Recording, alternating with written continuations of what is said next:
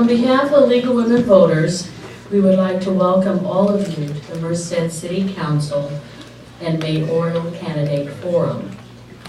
I am Jerry Brown, and this is Lee Anderson from the League of Women Voters, and we are your moderators for this evening. We want to thank the assistance received from Building Health Communities and thank the following individuals for their help. Tatiana Vizcagliano-Stewart, HUB Manager, United Way, and Michelle Zhang, Youth Coordinator. Our greeters, Fernando Almarez and Natalie Salas, and Lisa Vasquez from We Said Youth Media, and Jeremiah Maurer and Courtney Zhang from Building Health Communities. Also Jordan Cowan, who will be videotaping this event. We also have translators, Sandra Espinoza and Dan Mua, who will offer simultaneous Spanish and Hmong translations. And to help the translators, we please ask the candidates to speak clearly and not too rapidly. If anyone wishes to have translation services, see Sandra or Dan at the back of the room. League members Rachel Hadley and Nancy Bowles will be our timekeepers for this evening. Carolyn Barra and Ann Anderson will act as runners for collecting questions cards submitted from tonight's audience. Lastly, but definitely not least, Karen and Rick Albright served as co-chairs for the forum. I want to go over some of the ground rules before we get started. This evening will be devoted to the views and perspectives of the candidates running for Merced City Council and Mayor who have accepted our invitation to participate. Candidates were invited to put their literature on a table outside these chambers. The League of Women Voters also has sign-in sheet, brochures about the League, and voter registration information on the table. Unlike prior forums, tonight we will have no opening statements from the candidates, so there will be more time for questions. However, they will be given 60 seconds for a closing statement. We thank the public who pre-submitted questions. During the forum, written questions will be accepted from you, the audience. Please do Lee and I a favor and write as clear and legibly as you can, so that we can read them and our screeners can read them. When you have a written question, raise it in the air and Carolyn and Ann will come down the aisles to pick them up. Criteria for the questions. They must be relevant to the office, appropriate for the election, and not of a personal nature. Questions that are specific to only one candidate's platform or only to those currently serving on the council, such as, why did you vote no on issue XYZ, will not be asked. Questions will be addressed to the candidates in an alphabetical order. The first person to answer the first question has been chosen randomly. First persons answering the rest of the questions are determined alphabetically. All candidates will have the opportunity to address the same question. Each candidate is given up to 90 seconds to respond to each specific question. If the candidate's response does not address the question being asked by the moderator, we may repeat the question. If this occurs, no additional time will be allotted to the 90-second response time. And please, anytime, ask us to repeat a question if you want. Responses will be timed. The timers, Rachel and Nancy, will signal candidates with cards start, 45 seconds, 15 seconds, 5 seconds. When the allotted 90 seconds is up, the red card indicating stop will be shown. The candidate may complete his or her sentence and then stop. If you don't stop, she's going to stand up. Make sure you see that sign. And I'm going to turn it over to Lee for a few minutes. We're tag teaming this because we had so many candidates, we thought it was going to take 2 moderators to handle you all. Let's see, tonight is an opportunity for us to engage in civil discourse, to talk to each other face to face as goodwill people who basically all want the same thing. A government that runs smoothly and efficiently in the best interest of all its citizens. Since this evening is designed to provide a nonpartisan setting for voters to hear all positions, we therefore ask that no demonstrations of support or opposition to the candidates be expressed.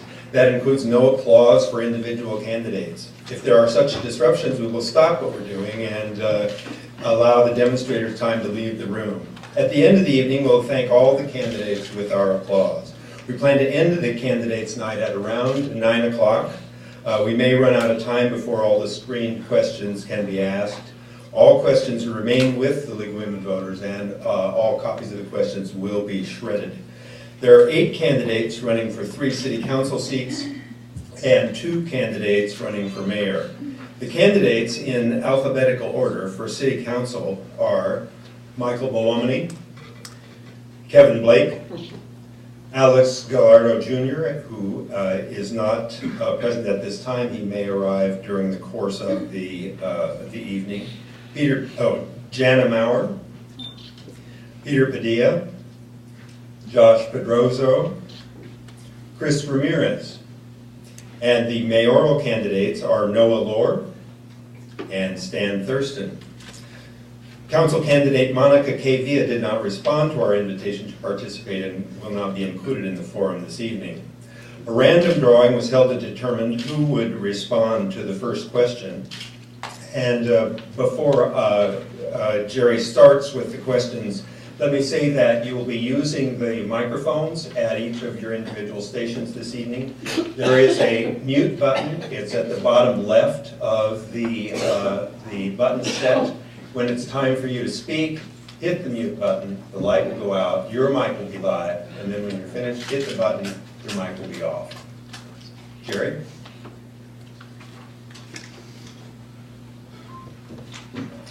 And now we are going to start, and we are going to start the first question with Mr. Pedroso.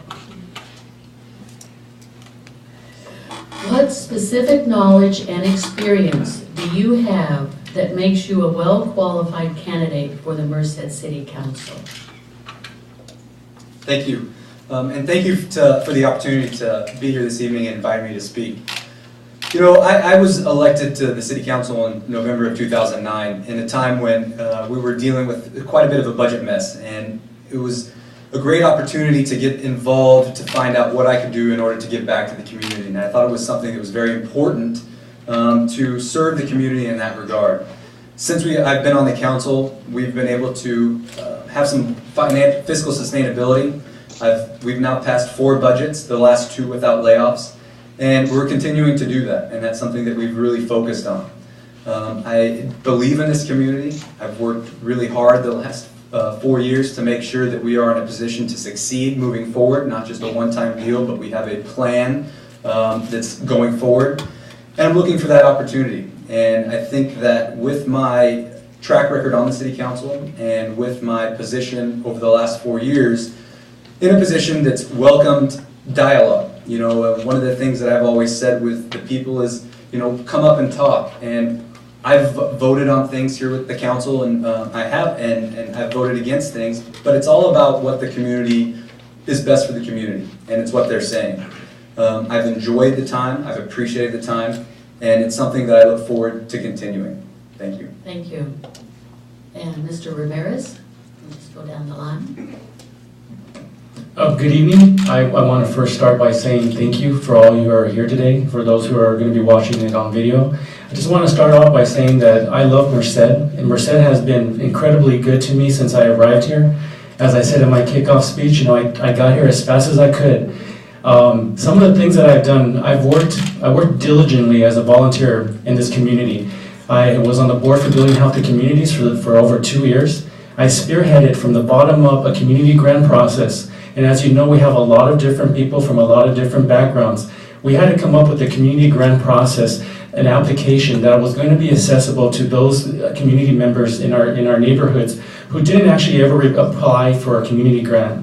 And I'm very proud of the success that we had in that. We had residents who came up, who applied, and who got grants up to $1,000. Another thing that I'm really proud of is Merced County Project 10%. I've worked with the DA's office on this, the Superintendent of Schools in University of California. These are 3 bureaucracies. It's hard to come up with any idea just working in one bureaucracy alone.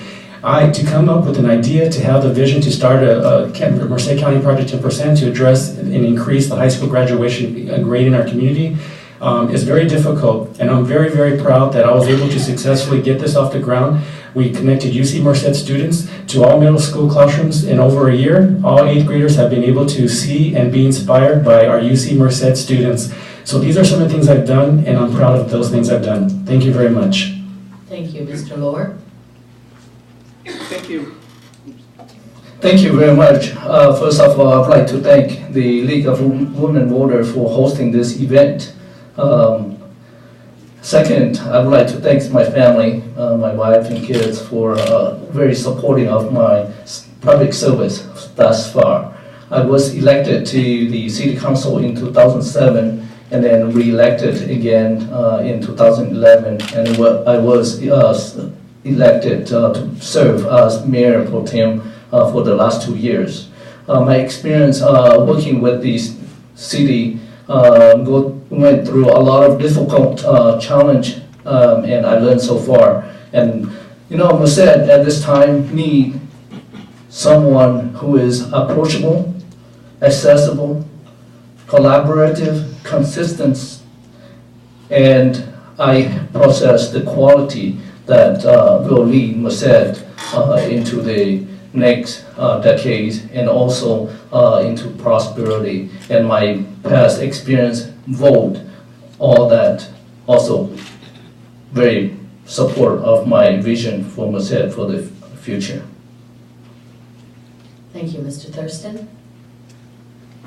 Good evening, all. Thank you for being here. Appreciate you participating along with us. Specific knowledge and experience. My experience is I was on the City Council from 1995 to 03, so I really know how the city government works. Of course, I've been mayor since this November of 2011. I'm a business owner. I know very well what government decisions have the impact on business, and I'm always looking at that whenever we make a decision. Don't hurt business. I'm a lawyer, I'm a retired lawyer. I'm used to analytical thinking, so I approach some things differently than non-lawyers. It's just the way we were trained in law school. So you sift through all the alternatives and come down to a rational potential decision or a workable solution. I'm very solution-oriented, common sense solutions. I'm not afraid to take the lead on an issue. When I was on the council, I took the lead on the multiplex theater. The mayor and I and Jim Cahill, our development director, actually went to Santa Cruz and San Luis Obispo, where they had built multiplex theaters to see how successful they were. And we actually showed a video I took the night of the vote. So that doesn't bother me to take the lead as council. I've taken the lead on many issues as mayor. We've cut the development fees. We've got new jobs in the city, and I know how to get things done. Thank you. Mr. Bawamani. Yes, along with the other candidates, thank you very much for having me here. Thank you very much for having me here and providing us this forum to discuss these issues. In terms of my experience and training, I have a degree in city planning. I've been doing city planning basically since I left college.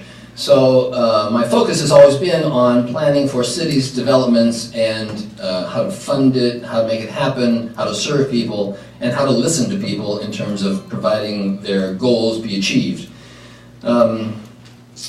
My experience is included working here at the Merced County Planning Department, back in 1980 to 86, doing planning that related to preserving agricultural land, helping smaller communities develop, and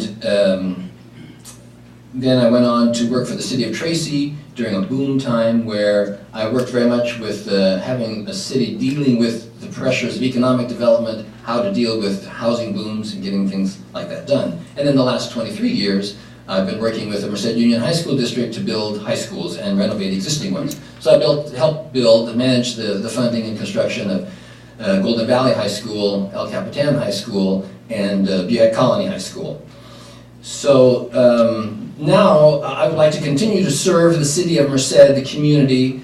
I have the advantage, in my opinion, of being retired and have the time and have the time to be able to help and use my experience. Thanks. Thank you. Mr. Blake.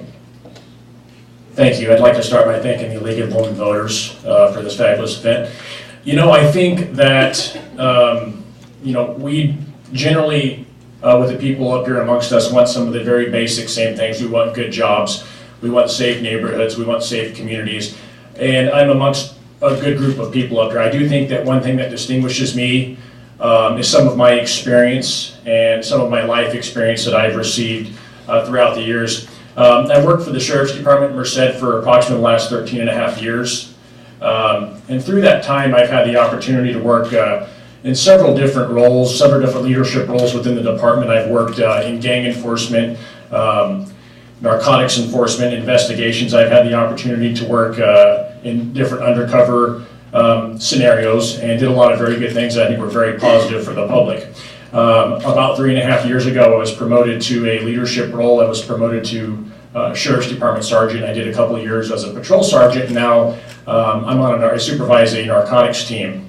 My style of leadership is to always lead from the front. Always be willing to sacrifice yourself for the betterment, in this case, of the city of Merced and its wonderful residents. When I took over this team, my first directive that I gave to my team members was that no matter what, anytime we go to a house and go through a front door, I will always be the first individual through that front door to take on whatever threat we're facing that's on the other side. And that's the type of leadership role that I have, and that's the type of leadership role that I'm going to bring to the city of Merced. Thank you. Thank you. Ms. Maurer? Good evening, everyone, and thank you for having me tonight. I think one thing that really distinguishes me as a leader for Merced is that I was born and raised in Merced. I graduated from Merced High School and went to the first class at UC Merced. I transferred to UC Davis and got a degree in clinical nutrition, and I'm currently getting my master's degree in public health. One other thing is that my parents ran a small business in Merced. It's been operating for 27 years, and with that we went through the struggles of any business in Merced. Sometimes we would not take paychecks to make sure that the employees were able to get paid, and those are some of the sacrifices that we do have to make here in Merced, especially with the economic downturn. So I definitely think that I have that, something that distinguishes me from other candidates up here, as well as I think that I bring fresh ideas. As you know, that I'm one of the youngest candidates tonight here, and I think we have to look at the future of Merced and see and make sure that we focus on the future of Merced and what does it look like? What are the new dynamics that Merced is going to bring because we have a university here now? We're going to have very educated individuals, and we need to make sure that we create jobs that keep them here, that they are contributing individuals to our society, and I think that I will be able to bridge that, or bring that connection and definitely bring a voice to Merced. For both business community, the health community, given my background in health education, and also being a resident in Merced since I was born. Thank you. Thank you. Mr. Padilla? Good evening. Thank you for having us tonight. I really appreciate the opportunity to tell you about myself. As some of you know, I was born and raised here, born in 1949, so I think that makes me the oldest. I would understand, but that gives me a perspective that probably the rest of them don't have. I've seen this town, I've seen it grow from 20,000 when I was a child to over 80,000 now, and I've seen some good things happen and some bad things happen. So I think I can bring that to the table. But I'm also a business person. I have run my own office, State Farm office, for 28 years here in town, employed people in town, paid bills, paid payroll, know how to make the finances work. It's always a very difficult situation when you're running a business and run a city to make the finances work, even in good times. So I think I bring that business experience to the table. And plus, I've done a tremendous amount of volunteer work here in Merced, 20 years as the commissioner for Merced Youth Baseball. I'm currently on the Planning Commission. I spent 2 terms on the Parks and Rec Commission. So I think I've put a lot of effort and time into this city and understand some of the problems with the city, and I believe that I can offer more to the city. Thank you. Thank you. And Mr. Ramirez, we will start this question with you. How would you improve the city's public outreach process to residents to bring more people into public meetings to participate in the city's policy-making process? Thank you for that question. I'll continue to do some of the things that I've been doing already in our community. There's obviously a lot of agencies and nonprofits in our community that are doing a lot of great work.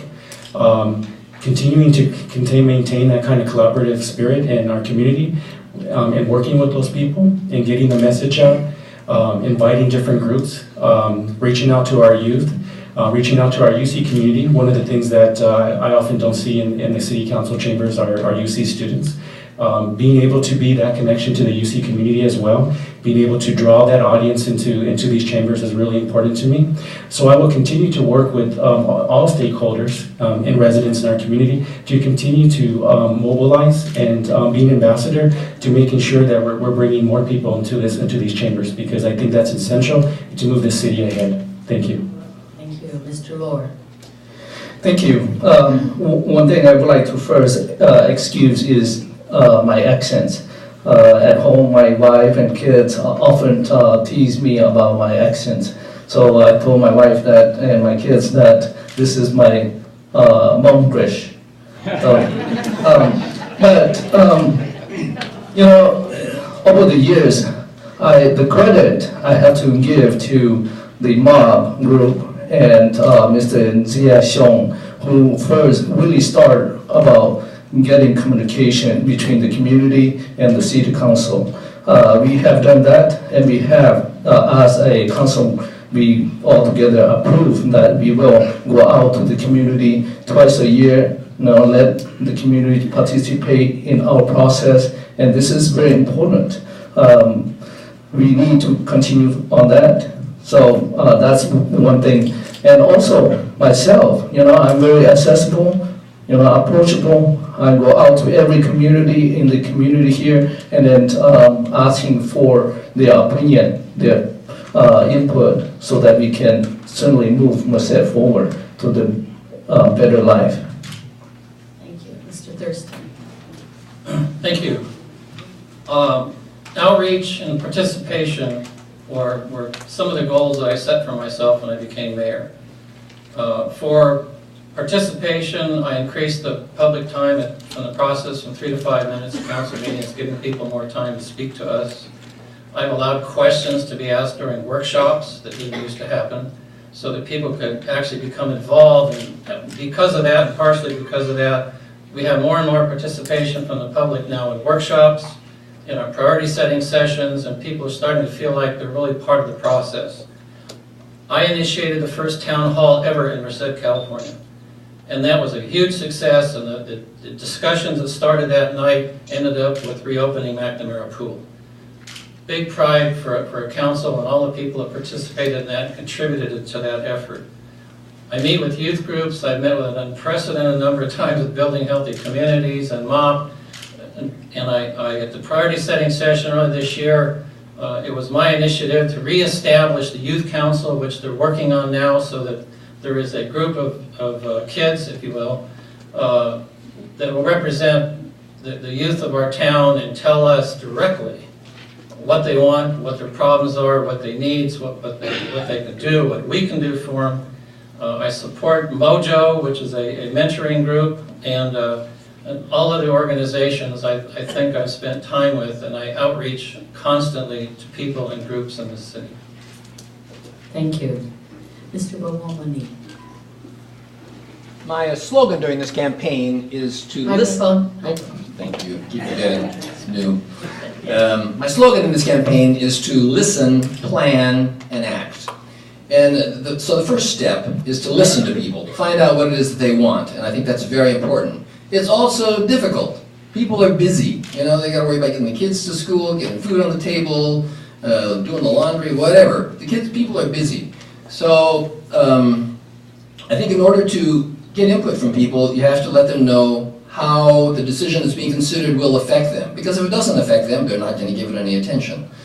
And so we need to get the word out prior to a neighborhood meeting or whatever kind of local communication we're going to do, or if we're having a workshop here in the City Council chambers, about why it matters that you should attend this meeting. Secondly, there are groups of people that exist in service club organizations that always come together, always spend some time, and are accessible. And that's another place we could go. Admittedly, that's not a complete cross-section of the community, but still someplace where we can go to get input about ideas and way things might be done. And then depending on the scope of the issue, really large issues, I think even warrant telephone surveys.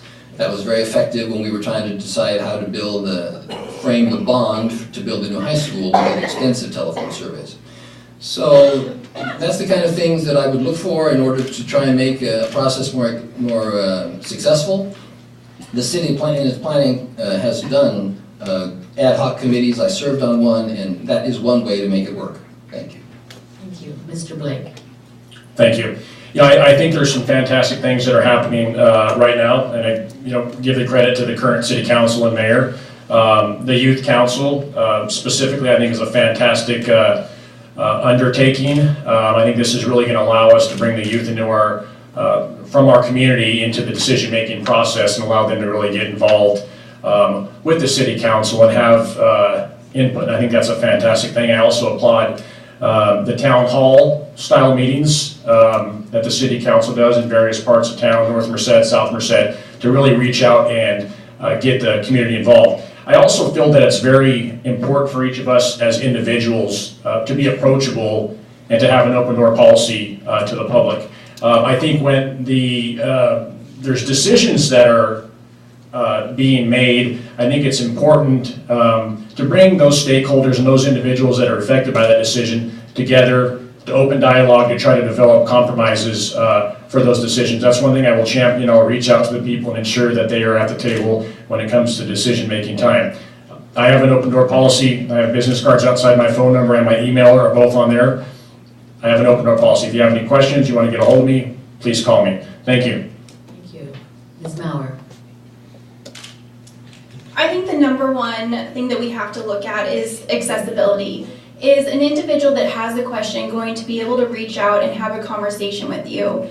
And I was voted as the Volunteer of the Year for the Merced Chamber of Commerce this year, and I've been actively involved in the community. I think that's the first step, because people will not get involved if they do not trust you. And so when we're reaching out to the community, we have to establish a trust between the individuals that are not typically engaged and leadership. And if they do not trust you, they will not engage in the system. So I think the first thing is being out there, building a trust, and then slowly building that process to where they will get involved. The next thing, we have to make them feel welcomed. If they don't trust you and they do not feel welcomed, again, the process will not go through. We have to give them a voice. Even if we do not agree with it, we still have to have the ability for individuals to speak their mind, whether it's one side or the other, and then also give them something to do. And when people have something to do, they feel connected to the process, and they are more likely to stay engaged in the process. So those are some of the things that I think I can definitely help with and have had experience doing to get more individuals involved in the City of Merced. Thank you. Mr. Padilla. Yes, thank you. I agree with Mr. Blake. The City Council has done a wonderful job in starting outreach with the town hall meetings and different things that they've started. And I think that's great. But I think we also need to look at some of the issues that are happening, that are coming before the different committees, such as the Planning Commission and stuff.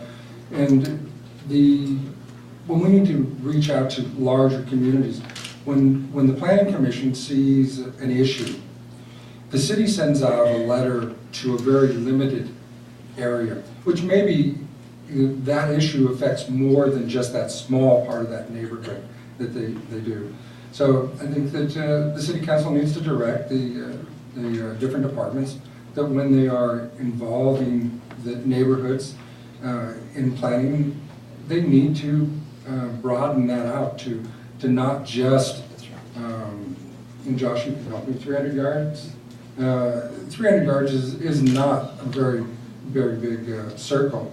I think that half a mile or further, is a mile needs to be out there to really affect neighborhoods. So I think there's things that can be done. The city council has made a good step, but there's other things, and I think that's where we need to go. Thank you. Thank you. Mr. Pedrosa. Thank you. I will say that whereas the law says that we have to put it within 300 feet, actually 300 feet, we've actually made it a point within the city council since I've been on to expand that to include all of neighborhoods to make sure that everybody is being heard and listened to, because it's a neighborhood and it's a community issue. The question about transparency and how do we get more people in, it's about maintaining an open door policy. And since I've been elected to the city council, I've managed to meet with as many groups as possible, and I've been to many community events as possible. And the reason being is because I want to hear what the community has to say. When I was elected, it wasn't about it wasn't about me, and it wasn't about my ability. It was about what I could provide to the community and what the community needed and what support I could give to the community. Some of my favorite things to do are when I get a call from somebody in the community is to help them out and encourage them to call the community or to call the city when they have an issue. I think that what we've done in regards to the town hall meetings, I think we need to continue that. It's now in the city charter that we will continue that. I think that we need to encourage the city to continue the use of social media to get the word out there. Continue working with nonprofit groups to spread the word on what the city is doing and what we can do or need to do in some cases. And I think that we need to make sure that we continue our town halls, continue spreading the word about the city and what's going on, because the city belongs to us, and it's important that we understand that. Thank you. And Mr. Rohr, we will start this question with you. A recurring theme in this year's council race is the need for expanded youth services. Which activities do you believe the City of Merced should provide for the youth? Also, which current general fund services would you cut in order to pay for expanded youth services? Thank you. Youth services is very important. At the same time, Mayor talked about his point of opening the McNamara pool. The credit shouldn't go to our supervisor, John Pedrosa, because he contributed 15,000 and other businesses contribute other part to make it so that we can open the pool. And the credit should go to the right person. At the same time, we need to, City of Merced continue to contribute to Boys and Girls Club. And that's one thing that we need to continue on that. And at the same time, other youth who need services from the city, we need to look at how our general fund will be available and make youth services be our city priority. And that's, I determined to do that. Thank you. Mr. Thurston. Thank you. Has been a difficult problem for a long time. Everybody knows that the money available in the general fund for these kind of activities has limits, and unfortunately, it's right now it's very limited. I've tried to speak with organizations that exist, and I think our best results are going to be with the taxpayers partnering with private organizations or nonprofits. Mojo is an example of an individual nonprofit that mentors kids, and they get odd jobs. That's what it stands for, mentoring odd jobs organization. Boys and Girls Club will always invest in that. It's an excellent program. Hopefully we can give them more money too from the general fund.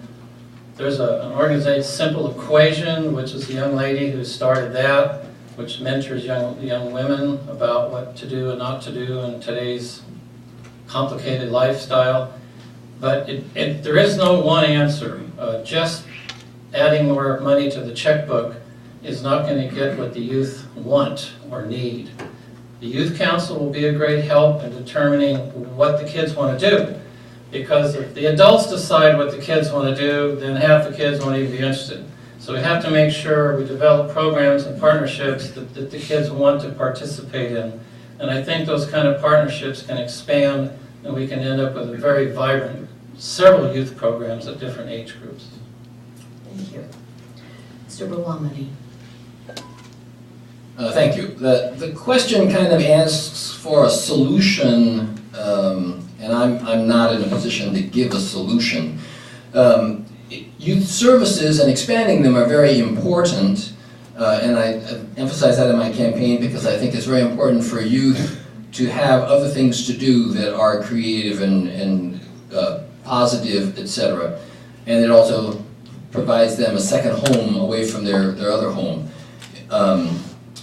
But the question asks, what youth services would I increase and how would I cut the budget? Well, in order to come to those kind of decisions, we would need to listen, we need to find out what it is that's lacking in youth services, what areas are not being properly addressed, what's the most effective way to increase youth services by talking to people that are involved and making an evaluation of that. And secondly, finding out what in the budget can be cut. I don't understand the budget of the city fully well enough at this point to give any kind of solution other than to say that that does need to be done. Somewhere we'd have to look through the budget and figure out what is of a lesser priority than youth services and providing youth services and recreation, and then make the cuts appropriately.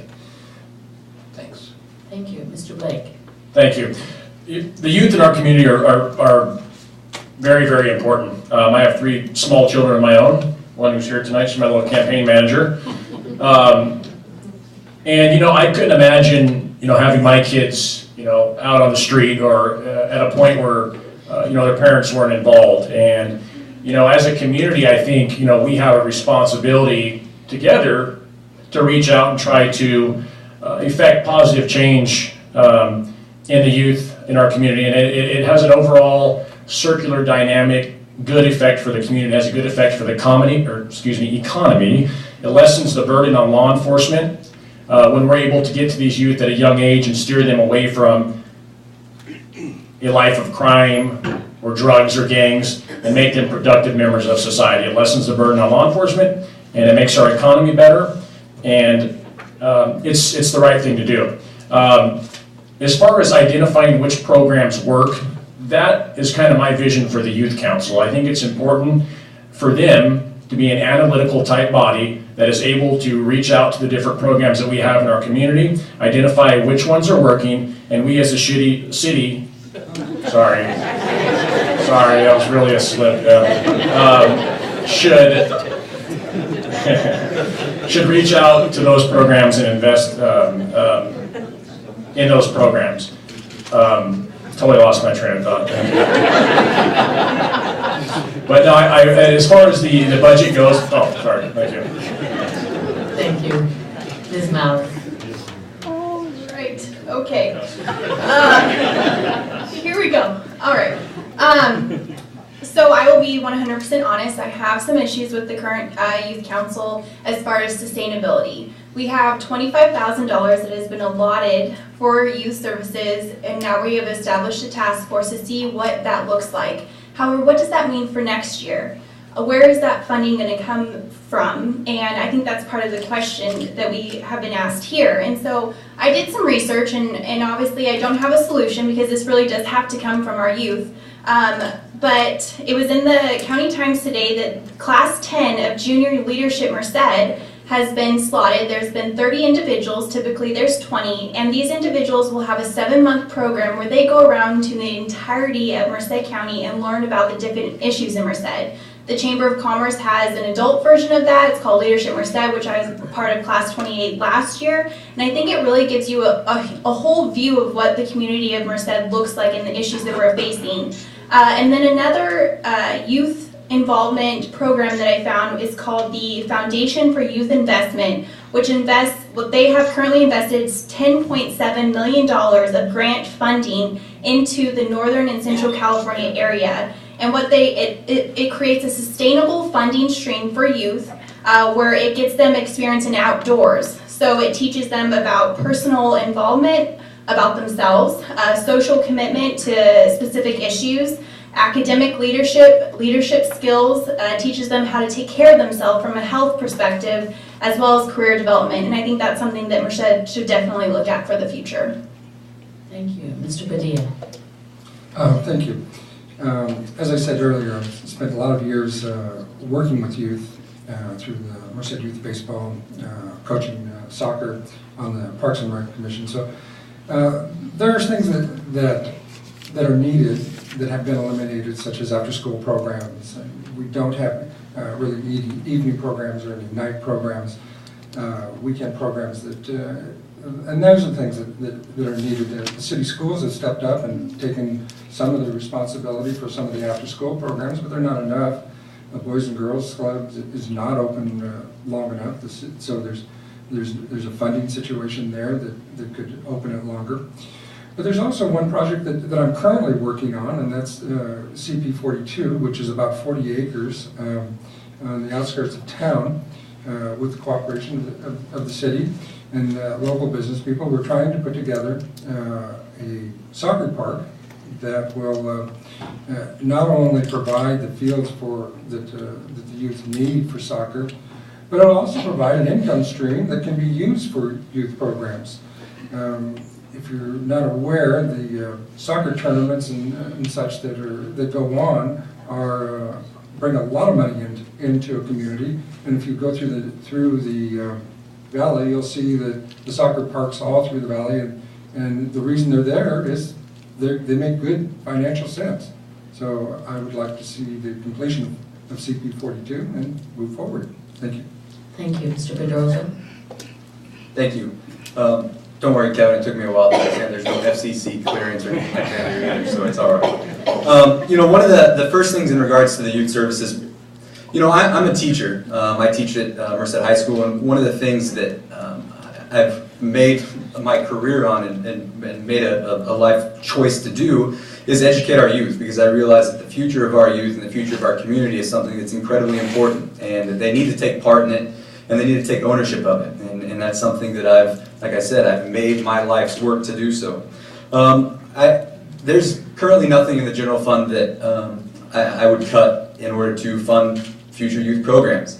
I think that with what we did in regards to the current youth program, in regards to the $25,000 set aside, we didn't have clear objectives or clear goals on what we needed to do. I'm looking forward to that discussion moving forward on what we can do with that money and how we can make that sustainable and how we can make that program successful. And as of last I heard, so far only one youth had been nominated, and I've nominated that youth to that commission or that council. And I think it's because we have not embraced, or we have not reached out to the school districts in order to get the schools on board. We have Merced Union High School District just now accepted the Assets Grant. The City School District has the Assets Grant, which are programs that can help out in regards to after-school programs and give the kids an opportunity to do something to benefit themselves after school. I think we need to continue partnering with our education systems in the city moving forward. Thank you. Mr. Ramirez. Certainly, many of you in this room tonight know that I'm a very pro-youth individual. Certainly, many of you know that I'm a CASA, a court-appointed special advocate for foster kid. Certainly, many of you know, as I shared earlier, that I started Merced County Project 10%.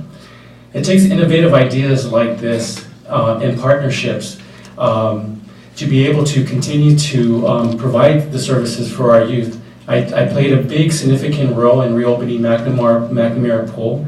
A lot of residents came together and gave their time and they gave their money. We don't always have to look to the city to certainly think about, are we going to sacrifice the needs of our seniors for our youth? Are we going to sacrifice our youth's needs for our seniors? Certainly I'm not a current city council member myself right now, so I don't know all the intricacies of all the budgetary items and all the line items when it comes to, am I gonna pull this item to put money here in youth services? Certainly we have the experts in Parks and Recreation Department. Certainly I'm pretty sure that we point to them. They probably have some pretty good ideas when it comes to providing services for our youth in our community. Certainly if we continue to look into community residents, nonprofits, agencies, the University of California, I'm pretty sure we could get a lot done for our youth. I'm also a youth that has come from a very challenging background, and certainly we need projects like Mojo to keep our youth working. When they have things to do, they become proactive members in our community. They graduate from high school. These are the things we need to continue doing for our youth. Thank you. Thank you. Mr. Thurston, we will start this question with you. What are your thoughts, proposals regarding the homeless population in Merced? Oh my, one of the most complicated and overbearing problems we have right now. There's so many different categories of who's homeless. There's probably 25%, excuse me, they really need some serious mental help. They're mentally ill. There's a certain percentage who have lost their job and have drifted into a system where they just can't get out. They don't have an address, they don't have a phone number. They really can't go apply for a job even if they wanted to. We need to establish a pathway for those people to get back in the workforce. And along with that, a more thriving economy will do a lot to end the homeless. There are individuals currently with the resources and the influence in this city to reopen a day center where the homeless can go and get cleaned up, they can be fed there, they can receive mental help, they can receive faith help if they wish, and that's going to help a lot. It'll be a cooling center, it'll be a warming center, and a place where you can't call it a camp, and I won't, but it'll be a facility that's going to really turn the homeless situation around in the city. I really believe it, because these are the right people that are doing this. Thank you. Excuse me, Mr. Rawan. Yeah, thank you. Thank you. Actually, I agree with what Mayor Thurston said. The way to deal with the homeless situation is we need to find they're going to be with us. You can't make them, drive them out of town or make them go away or pretend that they're not there. I think we need to find a way to deal with them. And part of that is providing some sort of facility where they can receive the kind of services that Mayor Thurston just described and be in a compatible use situation where they're not disturbing the surrounding neighborhood. I think there are groups of investors who are currently exploring such an option, and I would support that kind of work. Thank you, Mr. Blake. Thank you, and I'll try to keep this profanity-free, I promise. I have a very simple two-pronged approach for the homeless, and the first is by no means an original idea. Mr. Metcalf, who runs the rescue mission, has started a program called a hand up instead of a hand out. And essentially what that is he's created several business cards with a list of resources that are available for the homeless, such as different mental health places to get meals, etc. And this is designed to give out to the community so that the community, instead of giving money to a panhandler, will give them the card instead that gives them the list of the available resources. And this is a fantastic idea. When we give them money, we enable them. We enable them to continue to live the lifestyle they're living. And that's not what we want for them. We want them to get the available resources they need to help them get back on their feet. We want to help them. A lot of them suffer from undiagnosed mental disorders and substance abuse issues. And the other part of that, Mr. Metcalf's plan is he's reached out to several business owners to try to get donations for a daytime center. I think that's important. There is no daytime center in Merced right now, and what we see is a lot of the homeless sporadically spread out through town. It affects business and affects other issues. The second portion of this is to have a compassionate approach to enforcement, law enforcement. One of the things that I've seen, an example I use is 13th and V Street. These individuals stand on a 2-foot wide curb and panhandle. That's an extreme hazard. There's existing laws on the books. The California Vehicle Code says that's illegal. our law enforcement needs to begin enforcing that, getting them off there before a tragedy happens. Thank you. Ms. Maurer.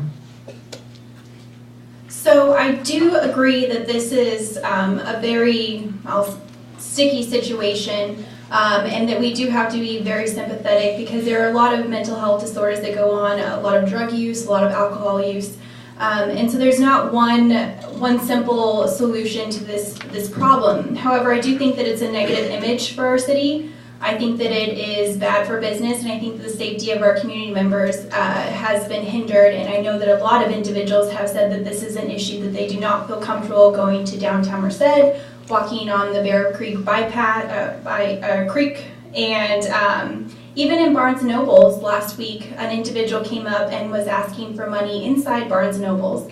I think that we really need to start drawing a line and really enforcing the codes that we do have. Some other cities, I believe it was Fresno, said that if we find the individuals, we are going to use that money and donate it to charities that will help address specific issues within the homeless population. And I think that is a wonderful idea, so that we are we're creating funds to address the problem, but we are also saying, you know, we've had our limit, this is too much, we need to really take a hard stand on this. And I know that from an enforcement perspective, they're having issues with even saying we have zero follow-through ability because we cannot enforce the ordinances that are already on the books. So that would be the approach that I would take. Thank you. Mr. Padilla. Yes, thank you. The homeless issue is it's very complex. You know, they are human beings. I mean, first and foremost, they're human beings, and we as fellow human beings have a responsibility to treat them with respect. But we also have a city that we want to live in. We want to live in a city that's clean and safe. Today, I took my 10-year-old grandson to the movies, and had to walk around. Somebody passed out on the street, on the sidewalk, was panhandled, and middle of the day. And so, you know, the answers are we talked about a welcoming center, I should say, is it a welcome center, or you know, whatever you want to call it, a day center. But some people are calling it a welcome center because we're encouraging them to use Merced as their base. And we have laws on the books that need to be enforced. We need the police to enforce those laws and have discussions with these individuals that they need to not use Merced as that base. It is not encouraging for businesses to be here, for them to be here. But you know, as I said, they're human beings, and first off, we have to show them the respect that goes with that. Thank you. Thank you. Mr. Pedrosa. Thank you. The reality is, being the seat of the county and where we provide the services, the homeless services are provided mainly here in Merced because we are the seat of the county, and so it's always going to be an issue, and it's always going to be something to contend with. One of the things that I'm encouraged about in regards to this is the fact that, you know, there are laws on the books. Unfortunately, we are understaffed, and our staff is pushed to the edge, and they're doing as much as they can, and hopefully they will continue to do as much as we can, and hopefully we'll be able to find some money in order to continue enforcing the code and some of the laws that are on the books. You know, the other thing is, I have no issue as a person paying for the services that are being offered. You know, we as taxpayers pay quite a bit of money towards those services, and as a city we pay quite a bit towards those services. One of the things that we have to do is continue to encourage those people and the homeless people to go and reach those services, go to the services that are being offered, whether it's through the rescue mission, whether it's through D Street Shelter, whatever that service may be that is provided. It's our responsibility to encourage that. In regards to panhandling, the reality is a lot of the panhandlers aren't homeless, they're people that are trying to get money. There's not much that we can do legally, because it's a First Amendment right, that our attorney told us that they can do that. We have to stop giving that money. We have to stop doing that and encourage people to go to the services that are out there. That if there's something that's really need to be done, go to workforce investment, go to HSA from the county, or go to the homeless shelters. Thank you, Mr. Ramirez. Thank you. Thank you. So certainly I want to begin by saying that I certainly don't have all the answers or the solutions to this problem. I'm Homelessness has been around for a long time, and homelessness will probably continue to be around. Now, it does concern me that there are business owners throughout our community who are deeply concerned about this. And there are also people who actually advocate for homeless who are deeply concerned about the homeless problem. We got people who are very passionate about this issue. A while back, when a few years ago, when the homeless camp was open at the other side of town, they had a committee that the city brought together. They came up with some ideas, and I think it'd be a good idea when I'm elected as your city councilman to go back and look at some of those reports and see what are some of the ideas that are brought to the table. Certainly, there's some good ideas that are going around the community right now, such as the cart that's being given out. But we got to be realistic too. Is that if you're thinking about the D Street shelter, they're funded by a grant, and homeless people have 180 days. And so, what happens to them after those 180 days are gone? So, there's a bigger issue here. And the other thing too is that, one of the things we can do is that for us, especially for us who are really frustrated with this problem, well, we could donate more to the Merced shelter, to the Salvation Army, to Catholic Charities. We give them more money, they have more resources to help their needs. These are just some of the things we can do in our community, and this is some of the things I'll continue to do and work with people who are passionate about this issue on either side of the issue. Thank you very much. Thank you. Mr. Lohr. Thank you. The first thing that our mayor did successfully was repeal the Just Cause ordinance. And that is very important because push people out into the street. And that's really not solving the problem, but cause more problem into our community. Whereas, we are working so hard to work with the homeless population. Those that really need help. We work on that. We work with our partner so that we can start building those houses for transitional housing. We just opened a 60 unit south of Merced, so that 10 unit of those designated for those individuals that has mental illness problem, for those individuals that are considered veterans, so that we can put them into transitional housing. And we need to make that word, the message for our staff to aggressively to go after federal grant and combine, we can build more transitional housing. That is the key here. Thank you, and I'm now going to pass the questioning on to Mr. Anderson. Thank you, Jerry. And the next question is about another long-standing challenge for the city of Merced. Mr. Boomany will start with this one. What more can the city council do to improve Southside Merced? The city planning department and the city planning commission and city council have all adopted a specific plan for the development of South Merced. In that area, in that plan, there's shown the provision of services for housing, commercial development, and some schools, I believe, including another high school. The city can do what it can within its power to facilitate and encourage that kind of development. The basic issue with that kind of development, and actually most development in the city, is the lack of adequate jobs, jobs that pay well, and people that have money to buy things at commercial developments in South Merced or build housing in South Merced, or etc.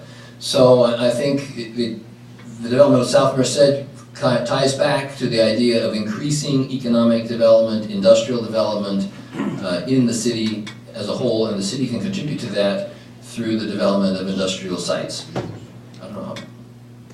You have lots of time. I have lots of time. Oh. So that's how I would see that moving forward, with encouraging industrial development that would bring more jobs and allow for the economics to develop South Merced. Thank you. Mr. Blake. Thank you. Our residents in South Merced are wonderful residents. I love South Merced. I've had the opportunity to spend some time in that area. One of the biggest complaints I've had, haven't got elected yet, during my campaign is quality of life issues, and some of the specific ones are things like stray dogs in the community, vehicle abatement, uneven sidewalks. And these are issues that people have to deal with on a day-to-day basis when they leave their front doors.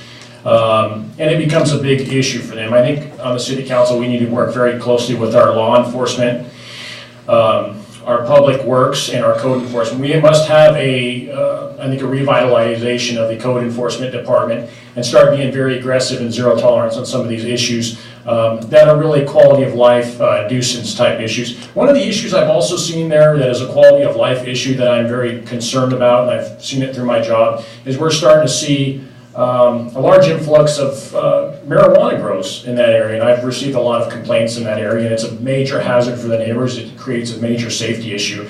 I spearheaded the recent marijuana ordinance through the county along with my team, and one of the concerns I have is now that we have an ordinance in the county, I think inevitably individuals are going to move into the city where they can grow freely, which creates a lot of violence and other associated crimes such as home invasions and things of that nature. So one of the first things I do that I think will improve the climate in that community is to try to enact an ordinance for marijuana. Thank you. Thank you, Mr. Blake. Ms. Maurer. I think this issue goes back to our general plan. When we're looking at the growth of Merced, we're looking to grow more towards the north end, towards UC Merced. And so as we look at that growth pattern, how does that, we're kind of shifting away from our main street, if you will, from that point on. And so right now we're doing a zoning ordinance update, and we're looking at our community and how we have really structured our community. And I think that the South Merced residents should really be a part of this process to say what can we do in order to help your community thrive and as we move forward. Something that I have heard from several individuals is that there are a lot of empty buildings and they do not know why they cannot be filled, and they have the community behind them and they want to do something with that building. And I think that the city council should be working with them to make sure that the community is getting what the community wants. I don't think that that is something that a city council member such as myself should hold up. If the community is requesting it and they want to put in their man hours and their time, I think that's something that we should be able to grant them. Thank you. Mr. Padilla.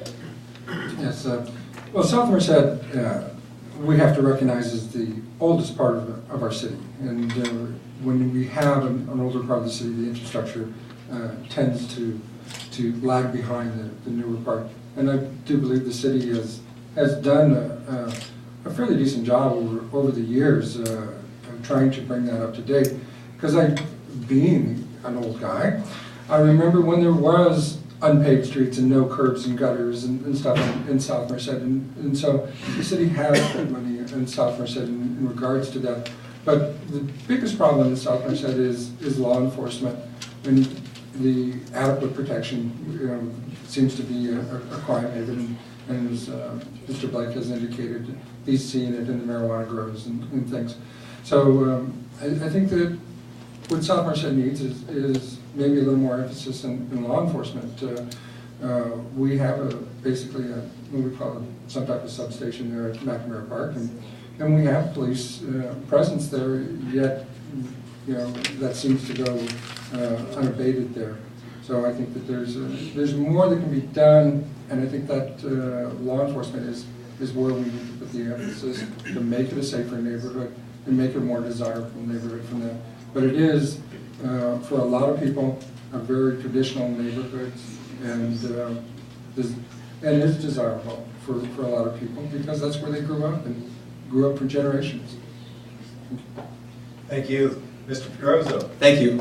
Unfortunately, the stereotype about crime in South Merced isn't true. As the last I heard, it was something like 7% of the city's crime happens in South Merced because it is part of one of the oldest parts of the community, and we have made it a focus to make sure. One of the other things that I fought for since I've been on the city council is to make sure that we're not looking at the city with geographic titles, whether it's East Merced, West Merced, North or South Merced, but we're looking at the benefit of the city of Merced. And where something is conducive for growth, that's where it happens. One of the things that the city council that we have worked on is fighting for a grocery store in South Merced. Thanks to Councilmember Rawlings' really insistent push that something like that be put there, and I've been on board and in favor of it. In regards to some of the quality of life issues, we've tried really hard, and I tried unsuccessfully this budget time, to get more money towards animal control, and was shot down. That's something that people continuously talk about, and that's something that we need to focus on as we go forward. You know, one of the other things that the community in South Merced has been very active on is the Martin Luther King revitalization, as well as McNamara Park renovation with that project going forward, because we recognized that that was something that was important to the residents on that side of town who wanted to see something change. And we've worked on that, and we've made sure that that's something that's moving forward. I look forward to continuing that. The unfortunate thing with MLK and the revitalization is most of that is state highway, and so we have to wait for money to come available from the state and approval from the state, and we're working on that now. Thank you. Mr. Ramirez. Yes. As I've been campaigning, a lot of things that have been coming up in the campaign trail is, as you know, we used to have Save Mark here just down the street, and a lot of people from South Merced used to come up to Save Mark. A lot of people in the community have been asking me, what are you going to do to bring a grocery store? I know that there's been some progress made here in the city council chambers. I'm not sure about all the specifics. I don't know if there's still a zoning issue or what's preventing that from happening, but certainly there's a need to bring an affordable grocery store to South Merced. Certainly, I'm going to work really hard to make sure that we're satisfying the needs of our residents in South Merced, such as making sure that we do open up a grocery store in South Merced. The other thing is that there's a lot of high-density areas in South Merced that don't have any recreational parks or facilities to play. We know that it's important for the health of our kids. It's also important to keeping kids away from crime, to have them have some recreational activities to have for outdoor activities. So certainly, as a city council member, like the grant that came in to redo McNamara Park.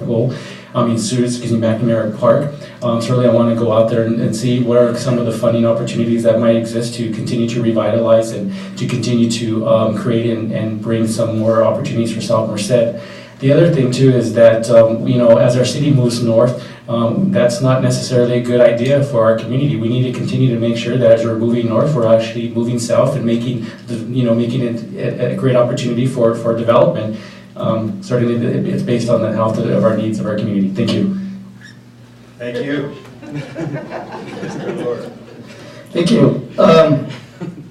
I have been talking with our supervisors, Hogwash and Pedozzo, about the opportunity. When we look at challenge, don't look at that challenge is hard for us, but look at as an opportunity for us to improve. And what I would like to do as your mayor is reroute Highway 59 through Mission Avenue to Highway 99 so that it doesn't have any impact on Martin Luther King. And work with our developers to give incentive so that they can come in and develop Martin Luther King that area so that we can have business in that area. This is going to take hard effort to really work on that.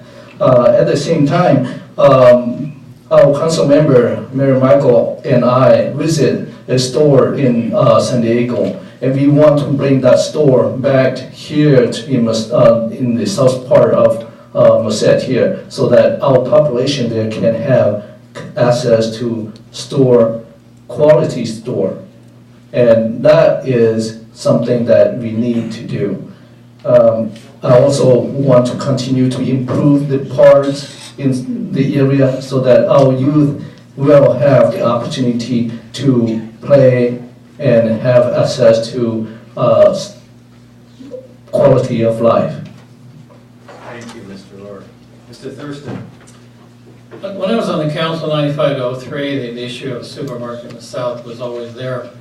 Recently, we did rezone 2 parcels in Charles and Parsons to commercial from residential to make it possible for a store to come there. We've come oh so close a couple times, and I think, I believe it won't be that long before we'll succeed in getting a good store there. Bike paths, bike ways are something that we're really missing in Merced, and we've recently authorized several of the streets, the main thoroughfares.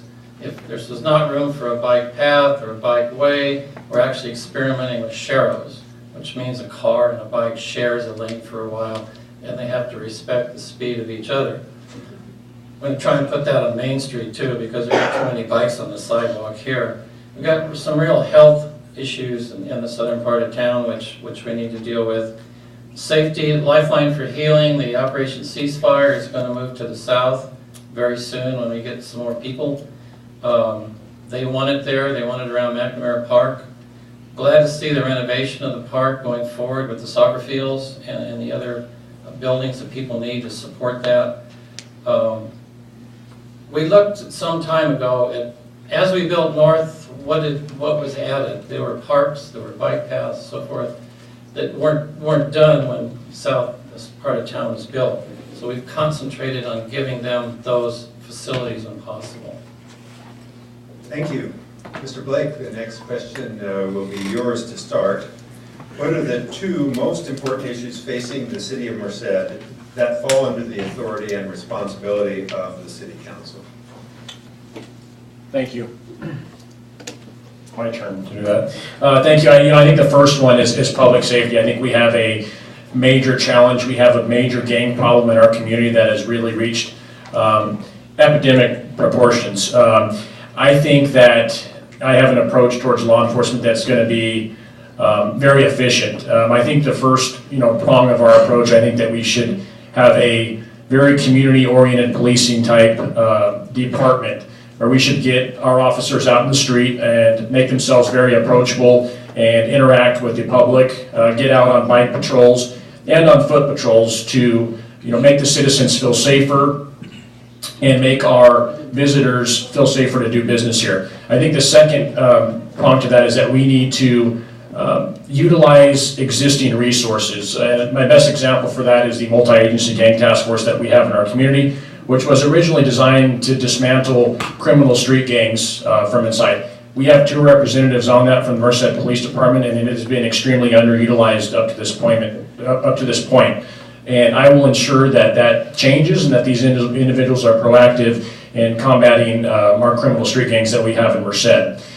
And I also think that we need to utilize federal and state resources as well that are available to also help with the gang problem. I think the budget, of course, is another issue that we have control over as a city council. Our budget is sustainable and, just tell me to stop. Thank you. Thank you. Ms. Maurer. So the 2 issues that I think are really affecting Merced are job growth, and then we also have a lot of health disparities. And so some of you that know me, I think, have been wondering when I'm going to start talking about health. And so I think this is the perfect time. As you know, that I have a background in health education. And when we're looking at the city of Merced, we have 41% of our youth that are classified as either overweight or obese. And when we look at that from an economics point of view, what does that look like for individuals that are going to be contributing to society? Currently, for California, it has an economic impact of lost productivity of $21 billion. And so when we bring that more down to the local level, we have almost half of our individuals that are going to be experiencing, they could have diabetes at a very young age. We've had individuals as young as 5 years of age that have had a heart attack. And so when we're looking at job growth, that goes into, we can educate individuals, but if they are in and out of the hospital, or if they are not well enough to go to school, then they will not be productive citizens to society. One of the areas that I am looking to promote is ag tourism, and a lot of people have said, well, why tourism? This is the industry that has grown 3 times faster than our U.S. economy, even in the downturn. Currently, it has contributed $6.1 billion in local sales tax, and when we look at the future of Merced, we are going to need to generate very quick money in the future, and I think this is a great way that we can do that. Thanks. Thank you. Mr. Padilla.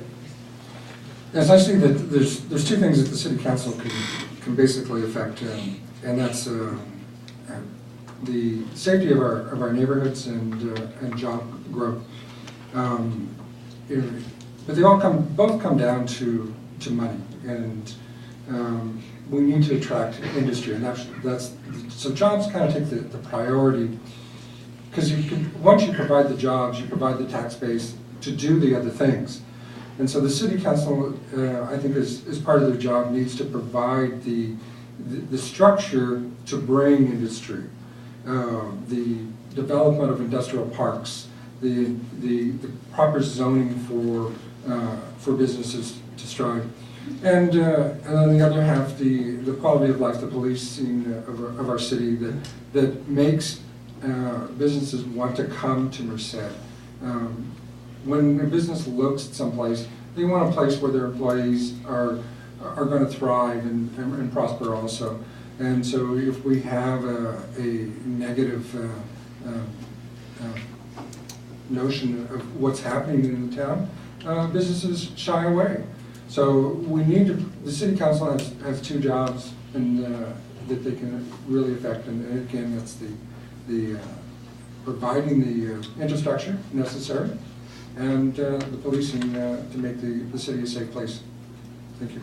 Thank you. Mr. Pedroza. Thank you.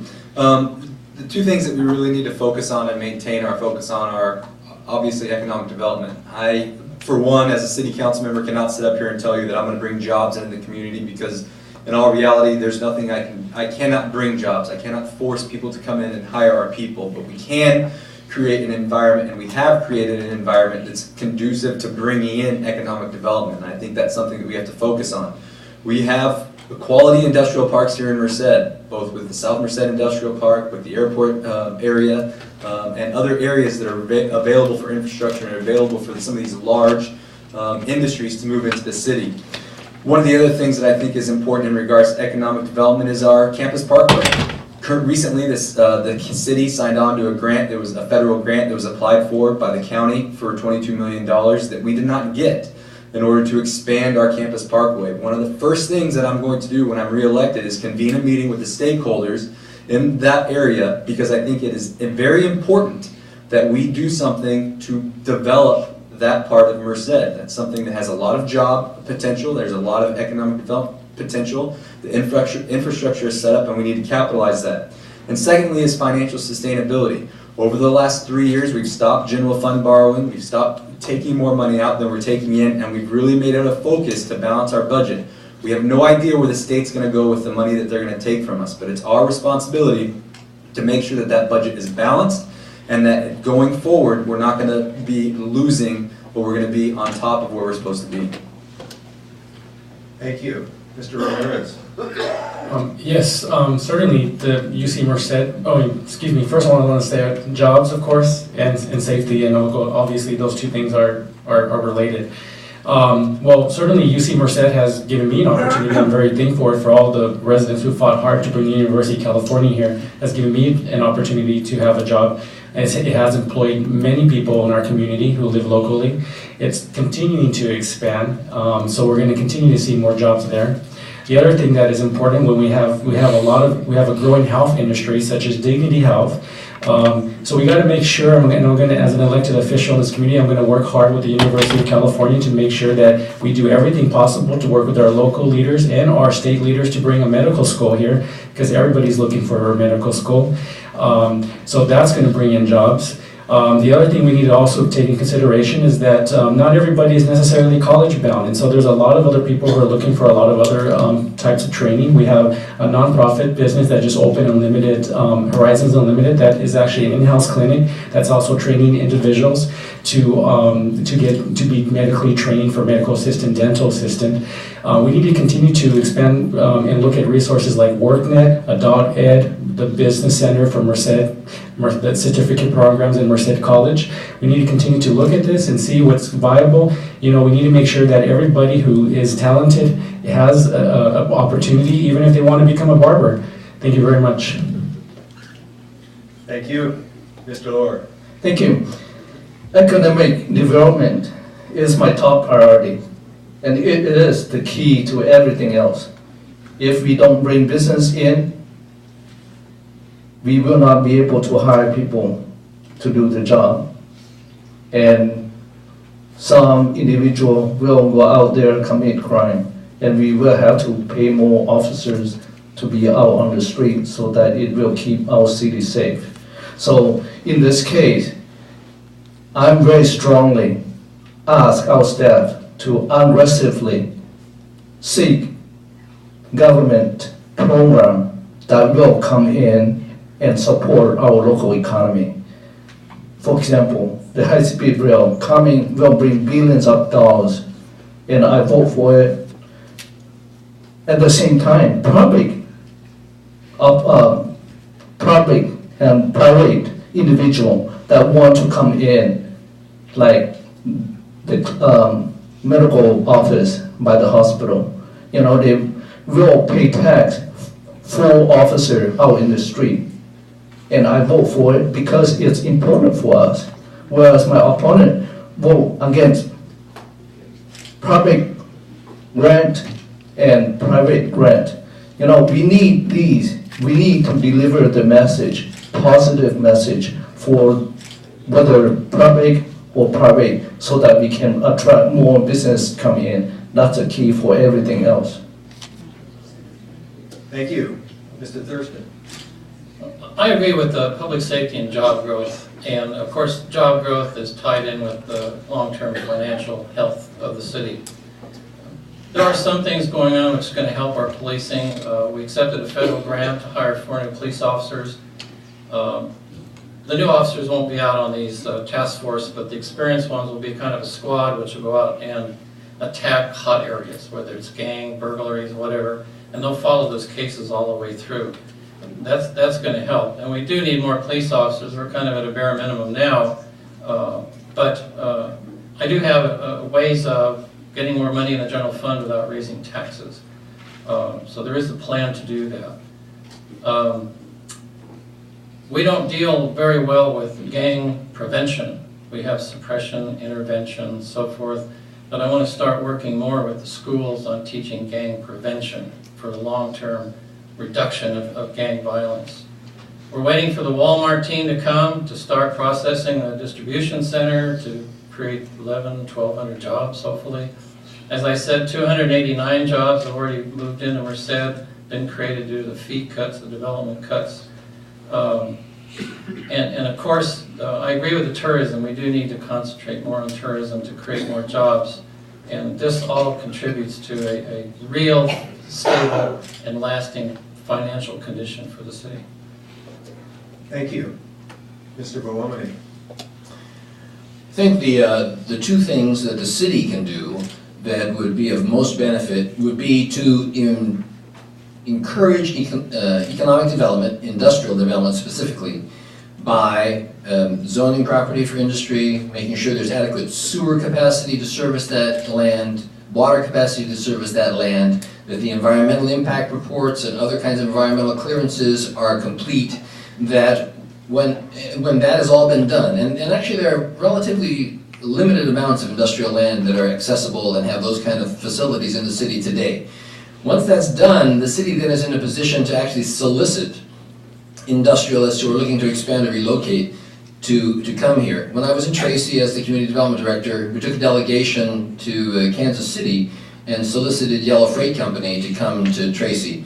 And after our presentation, they understood that the city had things ready and was in favor of development, and they actually did come. I could see that sort of thing happening here in Merced. My second point would be youth, recreation, and sports improvement.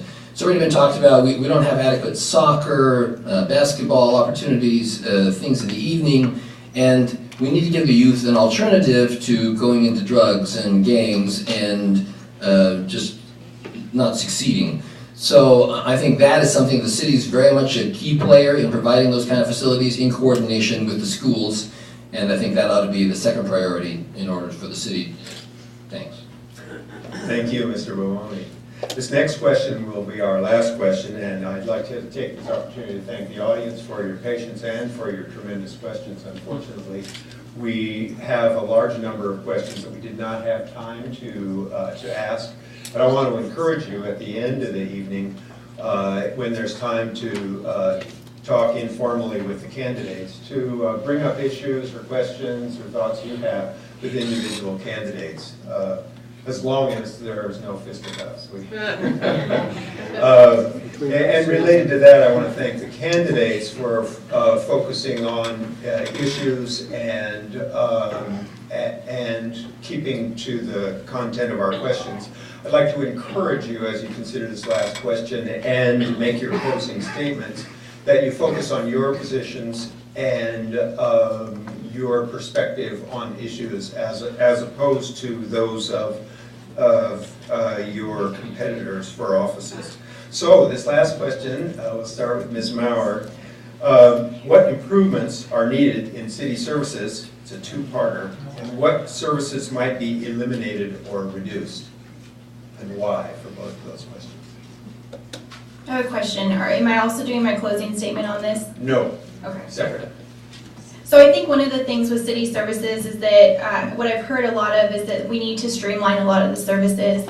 When individuals go to get permits, there needs to be kind of like a one-stop shop where they can get all of the information at one time. It saves time, it saves money, it saves a lot of anger, I would say, as far as making sure that when an individual wants to do something in the community, that we are not holding them up from ultimately doing what they are trying to accomplish. So I think that that's one of the things that we definitely need to ramp up. And then the second half of the question. I apologize for that two-part question. For everyone, I'll just say the entire thing. What improvements are needed in city services? What services should be eliminated or reduced, and why? I don't really think we need to reduce any city services right now. I think we've cut to bare minimums at this point, especially coming out from the recession that we did have. I think right now we need to really look at growing our city and making sure that we are bringing more city staff to the table so that we are able to really expand like we need to as we are growing as a city. So I don't think that we need to specifically cut services. I actually think that we need to start looking at how we can bring back more city staff, particularly when we look at fire, police, and then when we look at the economic development department. I would definitely love to see more staff in that area so that we can really work to market ourselves to bring more businesses into our area. Thank you. Thank you. Mr. Padilla. If I understand the question, you're asking what should we increase our services and I'll say it again. What improvements are needed in city services? First half. Second half, what services should be eliminated or reduced?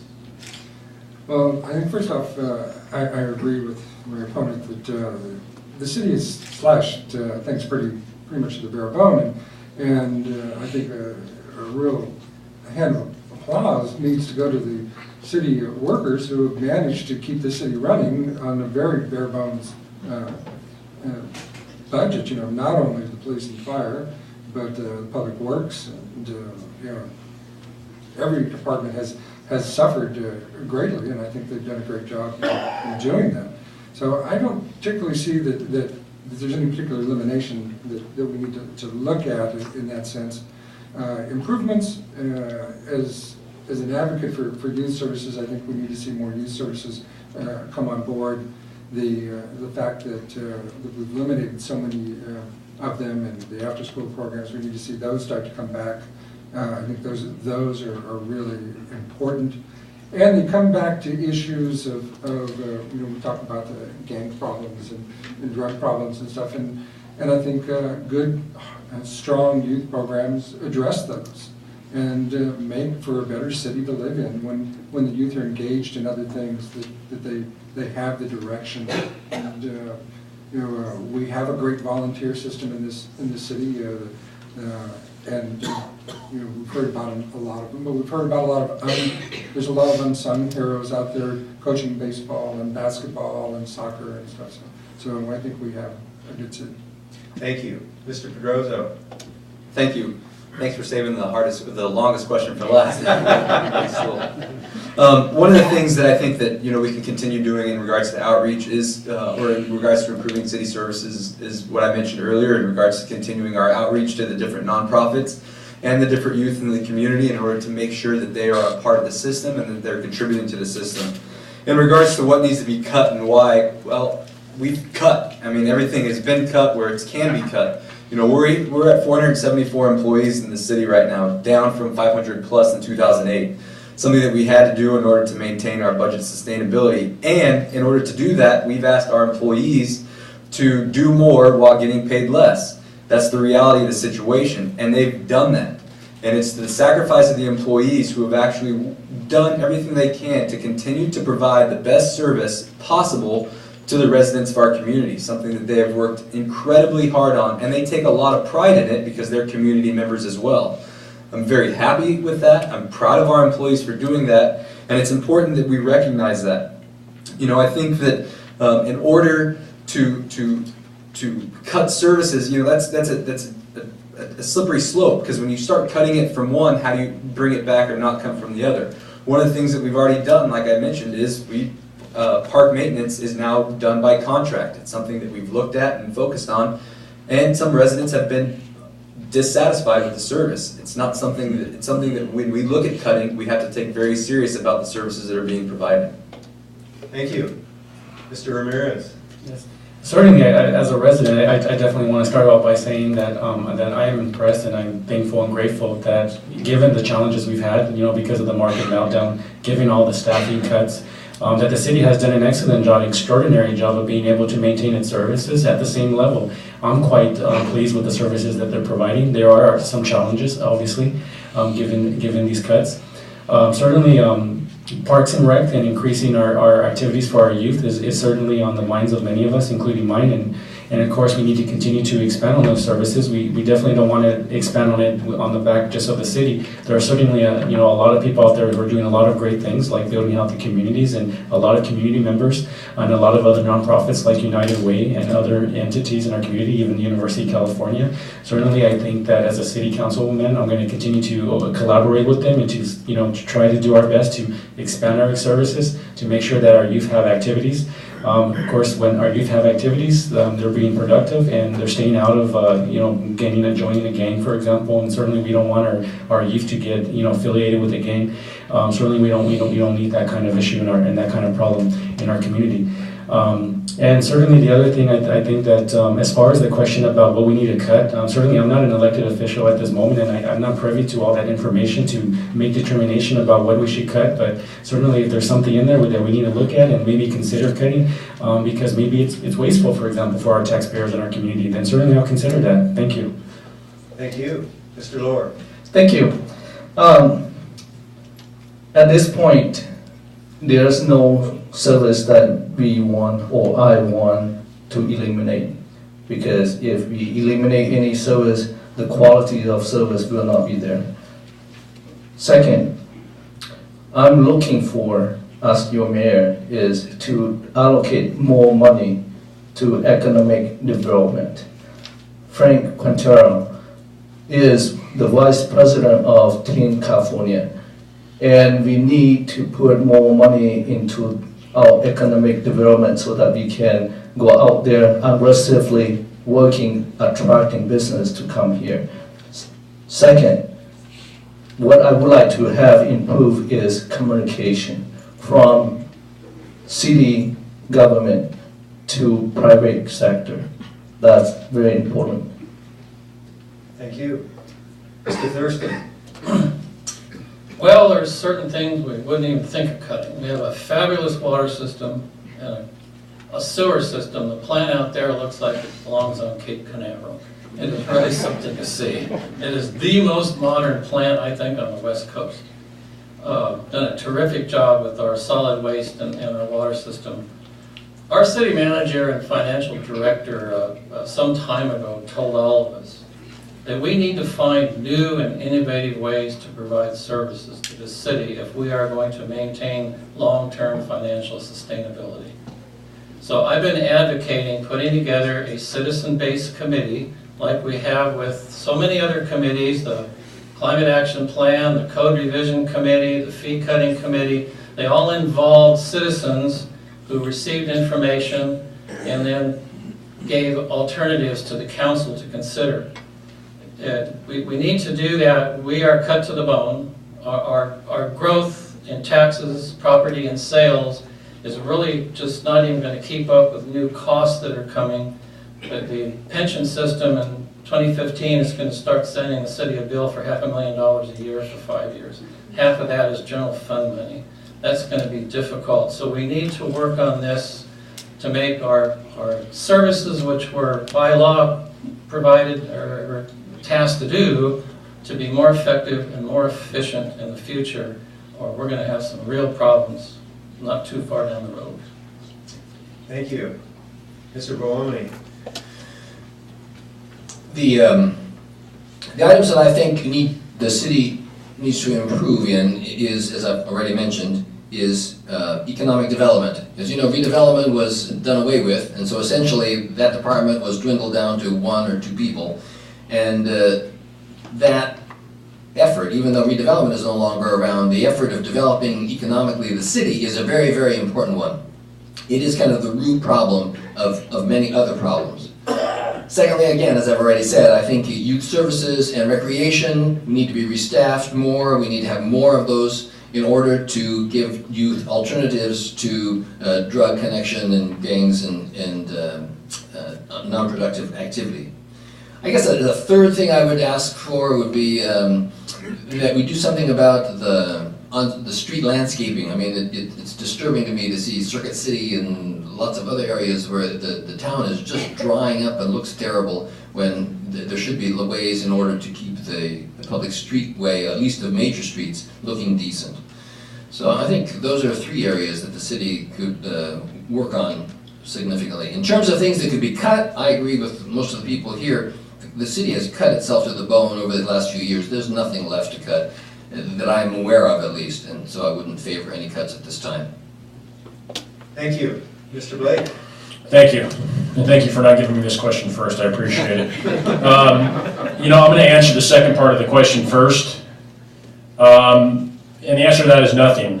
You know, our police officers, our firefighters, and our city workers have taken a big hit over the last few years. And I'm very proud of them for the way they've stepped up and essentially have done more with less.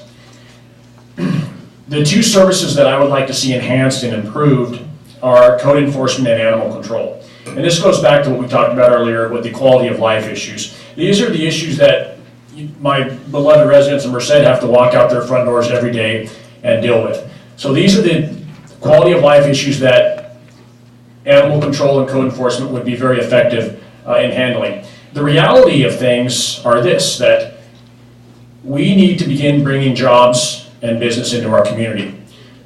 Those things are funded by the general fund, our discretionary money. 34% of that comes from sales tax revenue. If we can start bringing in jobs and making the economy healthier, we'll be able to reinvest money back into the economy, and we'll be able to start beefing up those essential things such as code enforcement, animal control, and law enforcement to improve the overall quality of life for the residents of Merced. Thank you. Thank you. And now we come to the time for candidates' closing statements. These are 60-second statements, and we will start with Mr. Bologna.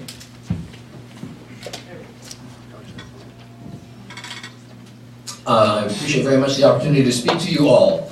I've been in city service since graduating from college. I've worked for the county, the city, and the high school district, all of that aimed at improving the community of Merced. I very much want to continue to do that and think that I have the experience in government that would help me do that, as well as experience from other places and communities and at the state level in terms of seeking funding and that sort of thing. Again, as I've mentioned repeatedly, my main goal is to provide for economic development, to bring more better paying jobs to the people of Merced so that other things will get better as a result of that. Also, my second main point is to improve youth services, which I think also has a repercussion throughout the youth community in terms of reducing youth gang violence and drug use and that sort of thing, and that's a very high priority for me. Thank you. Can I interrupt for a sec? Did you warn them they only have a minute for closing? Yes, I said 60 seconds. So I'll say it again. 60-second closing statements. Thank you. Mr. Blake. Thank you. And I want to thank once again the League of Women Voters for putting on this event. I also want to thank the fine residents that have come out tonight to take an active participation role in city government and the upcoming election. So thank you from the bottom of my heart. I was born and raised in and around Merced. I come from a long line of public service. My dad worked for the Sheriff's Department for 38 years, currently sits on the City Council. My mom works for the Merced City School District. She's a teacher and has been for several years, although she's getting excited because she's probably going to retire this year. You know, I think that the general consensus is that we all generally want the same things. We want jobs, we want healthy, safe communities. And I think that, you know, what this comes down to is decision making. I don't know what challenges I'm going to face when I'm on the City Council. Can't predict it. But I can assure you that I will approach decisions with a very analytical, heartfelt approach. And every time I walk through these doors, I will do so with a servant's heart. Thank you very much. Thank you. Ms. Maurer. Well, yes, thank you everyone for taking time to listen to us and what we stand for. And you know, as I've been on this campaign trail, a lot of people come up to me and say, are you really ready to be a politician? Do you want to be an elected official? And I see it completely different. I see it as I'm a community ambassador. I'm here to serve you. You elected me, and it's my abilities to listen and really then implement and follow through with what needs to be done. So I don't really see it as being a politician, but really more of a servant of my community. I was born and raised in Merced, and I feel I bring a lot of fresh ideas to the table. And I look forward to focusing on the future of Merced, and I really hope that I can continue the conversation after this and that you will vote Jana Maurer. Thank you. Thank you. Mr. Padilla. Yes, thank you for coming tonight, and I thank the League of Women Voters for having this forum. It's really appreciated. And I would like you to look at me as somebody that has spent a tremendous amount of time helping the city through youth programs, through the different committees and commissions that I've sat on, and I'd like to continue that. I think that I bring a perspective with age to this. I can see what's the past, I can see the future, and I hopefully can make the right decisions and represent the entire city, not any particular segment of it. Thank you. Thank you. Mr. Pedroso. Thank you. I want to thank the League and the people for coming out tonight, and you guys for coming out tonight. This is a very important thing. One of the things, you know, I've worked incredibly hard over the last 4 years because I love this community and recognize that we have a lot of potential in this community. But potential is both a positive and a negative. It's positive if you act on it, and it's negative if you don't. And I feel that we've gotten to the point to where we're starting to act on it. I'm happy with what we've done, and I'm encouraged by what we can continue to do. You know, being elected to the Merced City Council is one of the most rewarding and humbling experiences I've ever had, because this isn't about me, this is about us and moving the community forward. I appreciated receiving your support 4 years ago. I look forward to continuing my work on the City Council and receiving your support again, because I truly do love this community just like all of you, and you've proven that by being here tonight. We will need to work together and continue working together and collaboratively to ensure and to make it a point that Merced is a great place, and it's a desirable place to live, work, and raise a family. Thank you again, and I look forward to receiving your support. Thank you. Mr. Ramirez. I also want to thank all of you for being here tonight, and the Women's League of Voters too, and for those of you who are watching at home, thank you very much. Look, I've come from working class background, no father, no mother, a great-grandmother and a grandma who provided me the resources that it took for me to get to where I'm at right now. They taught me and instilled me the importance of giving back to the community, giving back to other people, and every single day that I wake up, not only do I give back in my classrooms, I give back in my volunteer efforts. I got a lot of resiliency. I'm a fighter. I will work hard. I will fight for everybody in this community. I will represent everybody in the community. I'm not from here, but that's okay. I love this community, and I will work hard. I ask that you take a chance with me, that you give me that opportunity to make some history here. I am the first candidate running from the University of California. You all fought to bring that university here. It's giving me a job, and certainly I want to continue to reciprocate what you all have given to me. And thank you very much, and I appreciate you to support me on November 5th and www.christophermerced.com. Thank you. Thank you, Mr. Ramirez. Mr. Lohr.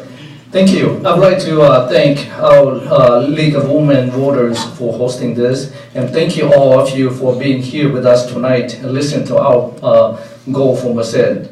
Merced, this is the time that needs someone who is approachable, accessible, collaborative, consistencies, care, and advocate for Merced. Listen and understand the people. And I'm from a war-torn country. I very fortunate to get out of that country alive, came to this country with the opportunity to survive and thrive in this country. And I will work hard for Merced. And I have been and I will continue to work hard, advocate for Merced, not like any other who consider benefit itself. Thank you. Mr. Thurston. Thank you all for being here. This is what I like people that participate in our government. Thank the League. I will continue to respect the rules of the League, so I will not respond to Mr. Lohr's comments about my record. We weren't supposed to do that tonight. I feel voters should look and compare our records who are running for mayor. I'm sure when you do, I will be your choice. I made several promises in 2011 when I ran for mayor, creating more jobs, stopping the cuts in fire and police firefighters, balancing the budget and getting things done. I fulfilled those promises, and we've talked about some of those tonight. As far as the new jobs, no further loss in police and firefighters, budget's balanced for 2 years. I started the town halls. It's now policy to have 2 per year. So I run into people all the time saying, Stan, you're doing a good job. Well, I think I'm doing a good job. I keep my word. Nobody buys my vote. So why would someone want to kick me out of office? So I'm asking for you to vote for me for mayor to keep me working for Merced. Thank you, Mr. Thurston. Thanks to all the candidates. It's time for us to give them a rousing round of applause.